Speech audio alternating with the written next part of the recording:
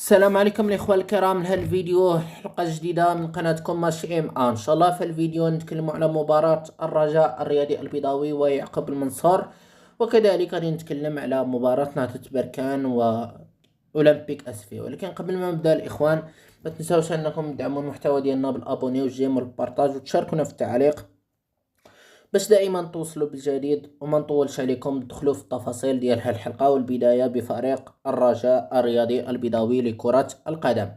اذا الاخوان، تعادل نادي فريق الرجاء الرياضي مع فريق يعقوب المنصور في ملعب محمد الخامس بالدار البيضاء يوم امس. بطبيعه الحال مباراة الى جينا نلخصو الشطرة فيها، يعني مباراة المستوى تاع الرجاء كان فيها أقل من المتوسط. يعني الرجاء كان لعب مع النادي المكناثي وكان دار مباراة كبيرة مع النادي المكناثي وللأسف كان انهزم في ديك المباراة.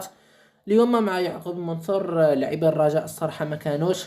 اللاعب الوحيد اللي كان متحرك شوية في فريق الرجاء الرياضي هو اللاعب بيصار حليمي، هو اللاعب اللي كان يبان شوية متحرك في فريق الرجاء الرياضي. اما بقية اللاعبين فكل شي اللاعبين بطبيعة الحال كانوا خارج التغطية. يعني والمستوى تاع الرجاء يعني كان طايح. يعني حتى المدرب فاضلو مدرب الرجاء ما شفناش اللمسة التكتيكية ديالو في ديك المقابلة هذيك. حاليا كما قلت لكم، انا الشيء الوحيد اللي عجبني في مباراة الرجاء هو الجمهور اللي كان حاضر واللي كان يشجع الفريق ديالو من الدقائق الاولى حتى الاخير دقيقة بطبيعة الحال. وفريق الرجاء خصو يعرف انه بهذا المستوى هذا ما غاش يقدر ينافس على البطولة. خص ضروري يتم تصحيح، خص ضروري الرجاء ترتب اوراقها باش ترجع لسكة الانتصارات وتخرج مع النتائج السلبية إلا بغات تنافس على البطولة المغربية بطبيعة الحال، لأن البطولة المغربية هذا العام ما غاديش تكون سهلة. البطولة المغربية هذا العام غادي تكون صعيبة.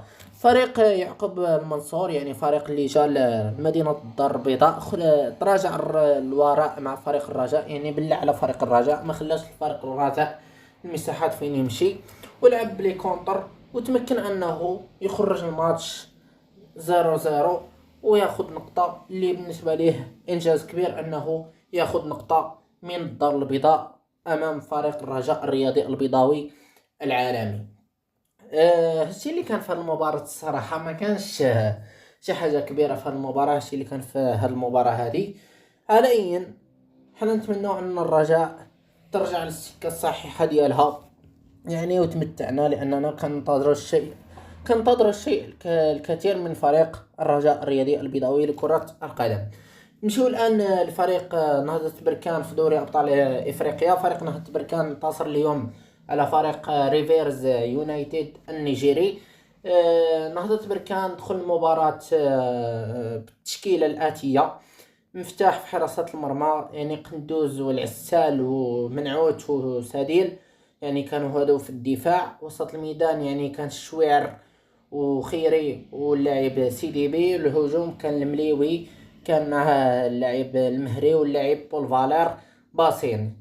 يعني المدرب الشعباني دخل ضاغط من الدقائق الاولى، ضغط على الفريق النيجيري، استحوذ على الكرة. تمكن فريق النهضة الرياضية البركانية انه يسجل الهدف الاول عن طريق اللاعب مهري اللي راوغ اللاعب تاع فريق ريفيرز يونايتد، ودخل وتيرا ومركا. والهدف الثاني يعني شاف في الدقيقة 44، يعني واحد الاسيست من الشويعر كيعطيها لبول فالير اللي كيدخل منطقة الجزاء، كيتيريها ارضية وكيسجل الهدف الثاني لفريق النهضة الرياضية البركانية لكرة القدم. باش كتولي النتيجة يعني 2-0. وبالتالي كيسالي النهضة الرياضية البركانية الشوط الأول متفوقا ب2-0 على فريق ريفيرز يونايتد النيجيري لكرة القدم. في الشوط الثاني نهضة بركان يعني دخلت باش انها تكمل الضغط وباش انها تبحث على هدف اخر. ضغطوا تمكنوا انهم يسجلوا الهدف الثالث عن طريق ركنية، يعني تلعبات الكرة عند بول فالير باسين كيتيريها وكيماركي يعني عن طريق ركنية، يعني ضربة ثابتة. يعني كتلعب الكرة عند بول فالير باسين كيسدد وكيماركي الهدف الثالث باش كتولي النتيجة 3-0. اللي كمل بها فريق نهضة بركان وانتصر في هذه المباراة. وبغيت نقول لكم الإخوان أن لاعبين نهضة بركان في هذه المباراة يعني داروا النفس، انتصروا على فريق ريفيرز يونايتد النيجيري وتأهلوا للدور الربع النهائي في المرتبة الثانية. ولكن هادشي ما يخلينا اننا نقولوا كل شيء راه مريقل في بركان، لانه الصراحه بركان راه فيها بعض الامور اللي لا تبشر بالخير. يعني كنشوفوا ان اللاعبين مابقاوش يبغيو يلعبوا في فريق نهضة بركان، ولاو اللاعبين يجيو لبركان باش يخلصوا فقط، ما باغيينش يبلوا القميص يعني ويلعبوا على اللوغو ديال الفريق. وهذه راها مشكله يعني كبيره في فريق نهضة بركان، اللي خص المكتب المسير لنادي فريق نهضة بركان انه يلقى لها حل. بطبيعه الحال خصهم يلقاو لها حل. يعني اللاعب اللي يدخل يحك جلدته في الملعب يعني يتخلص مزيان، اللي ما يلعبش ما يتخلصش، واللي يكون المستوى ديالو طايح المستوى ديالو متوسط عفوا يتخلص خلطه متوسطه. خص اللاعبين يتخلصوا على حساب المردود ديالهم في الملعب، لانهم الصراحه اللاعبين ولاو ما ولاوش يبغيو يلعبوا بالنية ديالهم في فريق نهضة بركان بطبيعة الحال. بالنسبة لإخوان اللاعب بولفار لا عفوا اللاعب كامارا لاعب فريق النهضة الرياضية البركانية، فرسميا راه وقع مع فريق أهلي طرابلس الليبي. كامارا ماشي يقدر يلعب مع أهلي طرابلس الليبي حتى العام الجاي، لأنه الآن هو محسوب على فريق النهضة الرياضية البركانية. لاعب كامارا الإخوان كلشي كنعرفوا أنه كانت نهضة بركان في الميركاتو الصيفي كانت تفاوضت مع الانجليز وكان وصلوا مع الفريق الانجليزي الحل. كان كامارا مشى يعني حتى الانجليز باش يوقع مع الفريق الانجليزي، ولكن الفريق الانجليزي يعني بغى يقلب على نهضة بركان في المفاوضات، ونهضة بركان يعني رجعت اللاعب ديالها للفريق نهضة بركان. هادشي اللي خلى لاعب بول فالير عفوا اللاعب كامارا هادشي اللي خلى اللاعب كامارا انه يحقد على فريق النهضة الرياضية البركانية ويدير محامي ويحاول انه يفك الارتباط ديالو من فريق النهضة الرياضية البركانية. واللاعب كامارا يعني اليوم فك الارتباط رسميا مع فريق النهضة الرياضية البركانية، ووقع في كشوفة أهلي طرابلس الليبي اللي غادي يلعب معاهم ابتداء من العام الجاي بطبيعة الحال.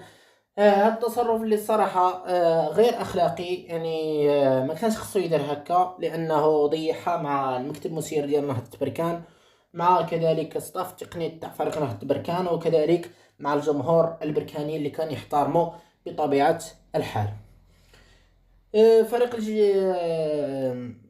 فريق أولمبيك أسفي الإخوان كيتعادل خارج الديار أمام فريق اتحاد العاصمة الجزائري 0-2 في مباراة صراحة حقق فيها الشيء الأهم فريق أولمبيك أسفي، وهو العودة بنتيجة التعادل.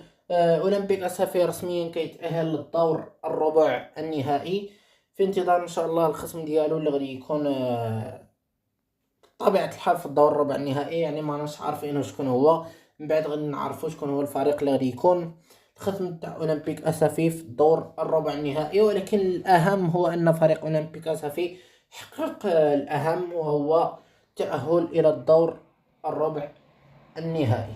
على اينا الاخوان الكرام وصلنا لنهاية حل الفيديو اللي كان خفيف ظريف، تكلمنا فيه